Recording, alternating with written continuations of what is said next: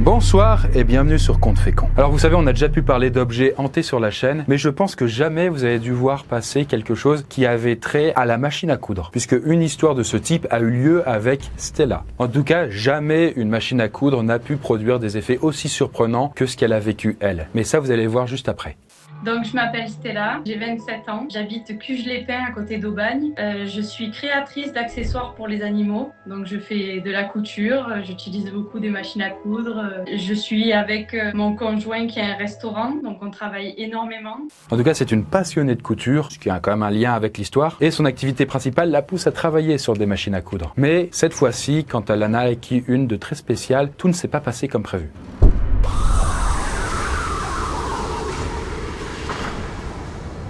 Bien, l'histoire prend forme alors que nous sommes en novembre 2021, à côté de Marseille. Stella cherche alors une nouvelle machine à coudre plus résistante pour l'épaisseur des colliers. C'est plus épais, donc du coup, il faut une aiguille qui est un peu plus vénère pour pouvoir le transpercer, vous voyez. Et donc du coup, elle en trouve une superbe d'occasion sur Le Bon Coin. C'est une machine Singer 191B datant des années 60. Mais alors que du coup, Stella se voit déjà avec le nouveau bijou et pouvoir bosser avec elle, elle a des petits soucis de négociation avec le vendeur qui n'accepte pas de lui vendre en fait la machine au prix qu'elle veut. Pour diverses raisons, parce que j'arrivais pas à me mettre d'accord sur le prix, parce qu'il voulait pas que je vienne l'essayer chez lui. Il voulait pas que je vienne chez lui directement. Donc il y avait problème. Et donc elle envoie son conjoint pour négocier. Là, elle lui pète la gueule et puis il l'a gratuitement. Attends, c'est pas ça. En vrai, tout se passe bien et le vendredi suivant, il ramène la machine et il en fait cadeau à sa femme. Là, tout content, il l'installe sur son bureau, mais Stella ne la touche pas. J'aime bien prendre mon temps quand j'ai une machine, parce qu'il faut savoir comment elle fonctionne, etc.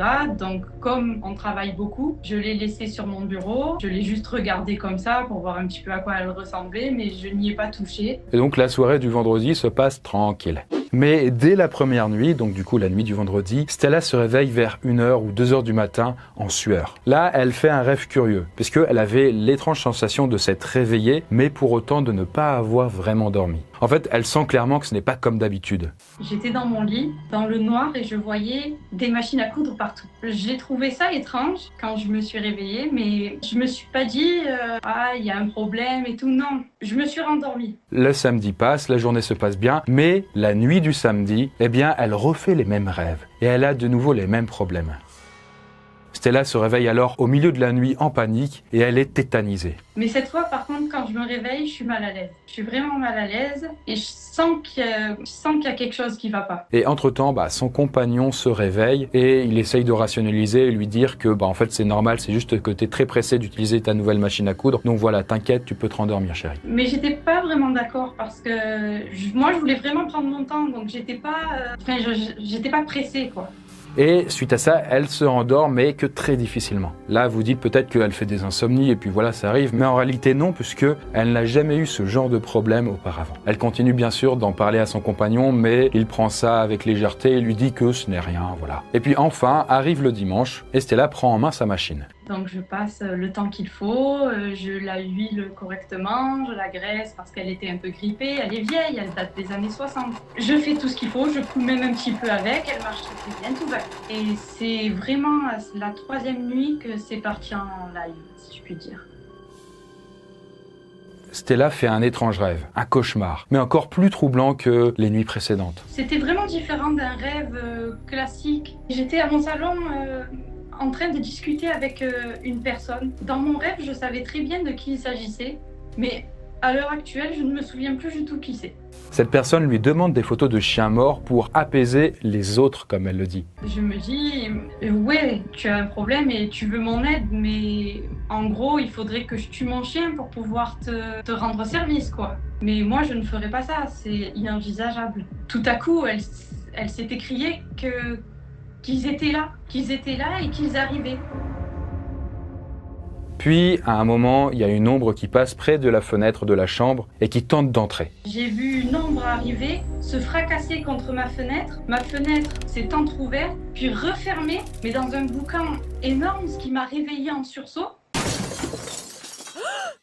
Et elle sait une seule chose, c'est que la machine doit partir. Mais pour autant, vous voyez, c'est quand même difficile pour elle de dire à son compagnon qu'elle ne veut plus de son cadeau. Ça n'a pas vraiment de sens. Et donc, elle se sent quand même très seule. En fait, elle refuse de croire que la machine peut être la cause de ses problèmes. Mais elle a quand même la sensation qu'il y a un intrus dans la maison. Et ça lui met ses sens en alerte. Et puis, les jours passent et Stella se met à noter des événements qui se produisent chez elle au fur et à mesure. Parce que ce qu'il faut savoir aussi, c'est que depuis que la machine est arrivée chez moi, mauvaise nouvelle sur mauvaise nouvelle, des objets qui disparaissent et qui dans la seconde réapparaissent quand je tourne la tête. Enfin, je devenais folle, j'avais l'impression de devenir folle. Et puis aussi, elle est confrontée à des problèmes d'argent. Typiquement, elle reçoit des aides et puis, sans aucune raison, celle-ci se coupe et elle doit refaire toutes les démarches en repartant de zéro, sans aucune explication. Et elle continue à utiliser la machine, comme je vous dis, parce que du coup, c'est quand même son métier, elle aime ça. Mais avec cette machine à coudre-là, elle ressent désormais de la peur. Et un soir, alors qu'elle est au téléphone avec son conjoint, qui lui est au restaurant, elle pose le téléphone sur la machine.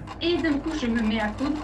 Et là, il me dit « Ah, mais qu'est-ce que tu fais ?» Je dis « Rien. » Il me dit « C'était quoi ce bruit strident et tout ?» J'ai rien entendu, moi. Mais je me fige parce que je me dis « Qu'est-ce que c'est ça encore ?» Ça étonne clairement Stella, sachant que elle n'est pas particulièrement bruyante, que de base, en fait, on peut très bien avoir une conversation avec quelqu'un, avec la machine à côté. Ça passe clairement. Et donc, son quotidien est de plus en plus impacté. Mais comme j'avais pas trop de soutien, du coup, je me suis rabattue vers une personne qui a des dons de médium. Et je l'ai appelé en lui expliquant ce qui m'était arrivé, ce qui s'était passé depuis le début. Là, la médium lui demande une photo de la machine. Et en même temps, elle lui assure que des objets anciens, comme c'est le cas pour cette machine, peuvent avoir des histoires difficiles, comme des secrets qu'ils auraient gardés en eux. Et sans surprise, elle annonce à Stella que la machine a justement un lourd passé. Suite à la vision de la photo, elle m'explique qu'effectivement, ma machine, elle a un lourd passé, elle a quelque chose et qu'elle va faire en sorte de la nettoyer. Et donc, la médium donne des instructions à Stella pour effectuer un petit rituel. Typiquement des feuilles ou des dessins qui y figurent, le fait de brûler de la sauge, des choses du style. Stella est très consciencieuse et elle suit tout ce qui est dit. Je fais vraiment tout à la lettre. Suite à ça, donc c'était le lundi soir, il ne s'est plus passé de cauchemar à proprement parler comme la troisième nuit qui a été très difficile. Mais malgré ce qu'elle fait, ses rituels, elle continue à avoir aussi tout le temps des petits problèmes qui s'accumulent. Et justement, elle continue à répéter à son conjoint que la machine à coudre est un souci, qu'elle est peut-être hantée, maudite ou on ne sait quoi. Mais lui, du coup, il ne l'écoute pas. Ça fait pas partie de son prisme de lecture. Et le jeudi, je lui dis encore une fois, ouais, la machine elle a un problème, la machine elle a un problème. À force d'insister, son conjoint finit enfin par céder. Là, il lui propose d'appeler sa mère, très portée sur le paranormal. Sa mère, en fait, elle a des contacts avec des entités, etc. Elle les ressent beaucoup.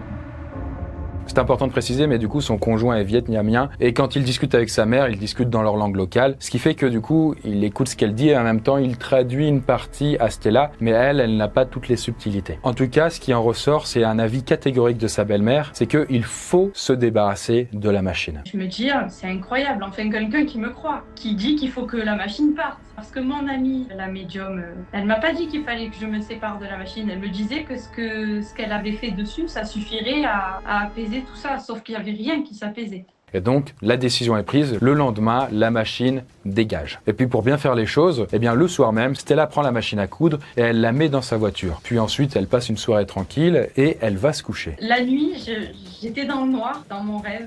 Je rêvais que de loin, on me lançait des bobines de fil. Comme si de loin, la machine, elle m'appelait, quoi. Ça devenait incroyable. Le lendemain, Stella prend la voiture et va faire jusqu'à 3 magasins différents pour essayer de s'en débarrasser. Elle passe la matinée dans la voiture entre ceux qui sont fermés et puis ceux qui veulent pas, etc., etc. Bref, elle galère, mais elle finit par trouver un endroit où elle peut la déposer.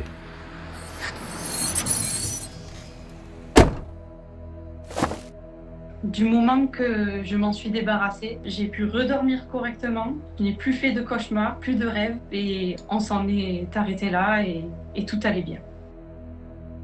Quelques semaines plus tard, Stella passe un repas avec sa belle famille pour Noël. Là, ils sont tous autour de la table et tout le monde écoute ce qu'elle a à dire et ils sont stupéfaits par son histoire. On se met à rediscuter de cet événement, tout le monde trouve ça fou, etc. Et puis d'un coup, mon conjoint me dit qu'il faut qu'il me dise quelque chose. Et alors son conjoint lui révèle que un soir, il aurait rêvé que quelqu'un marchait dans le salon avec les pantoufles de Stella. Mais alors qu'il commençait à se réveiller et à émerger du rêve, à moitié entre le songe et l'éveil, les bruits de pas ont cessé avant de brusquement se raviver et se mettre à courir vers lui. Et en fait, il s'est réveillé tétanisé dans le noir. Moi, je dormais à côté. Il a de suite compris, il s'est dit de suite que c'était en rapport avec la machine. Et c'est pour ça qu'il a bien voulu appeler sa mère et nous croire, quoi. En tout cas, Stella en ressort avec un souvenir très marquant. Et cette histoire s'est déroulée il y a peu de temps en réalité, et seulement 3 mois se sont écoulés. Et ça n'a duré qu'une semaine, mais ça a bouleversé complètement sa vie. La fatigue, la poisse, etc. qui se sont accumulés. En tout cas, maintenant, elle veut plus acheter une machine à coudre d'occasion. Par crainte, on va dire. Et son conjoint, lui, est toujours aussi un peu dans le déni et n'arrive pas à croire ce qui s'est vraiment passé. Enfin voilà, quel est votre avis là-dessus? Est-ce que vous pensez que la machine était une réelle menace? En tout cas, vous voyez les photos de la machine en question, ça semblait vraiment pas flippant non plus, au premier abord. Et puis les Singers, ce genre de machine, il y en a vraiment beaucoup qui ont été commercialisés. Je fais un petit rappel aussi sur les objets maudits. Parmi les plus connus, vous avez bien sûr la poupée Annabelle, qui de base n'est pas celle-là, mais ressemble plutôt à celle-là. En tout cas, voilà, je ne serai pas jusqu'à vous dire de rester sur vos gardes si vous ramenez un objet d'une brocante, parce que les objets maudits, ça court pas les rues. Mais en tout cas, si vous avez vécu quelque chose de flippant, que ce soit surnaturel ou non, n'hésitez pas à nous le partager par le lien en description. Sur ce, moi la Posca, je vous laisse là et je vous dis bonsoir et à une prochaine vidéo.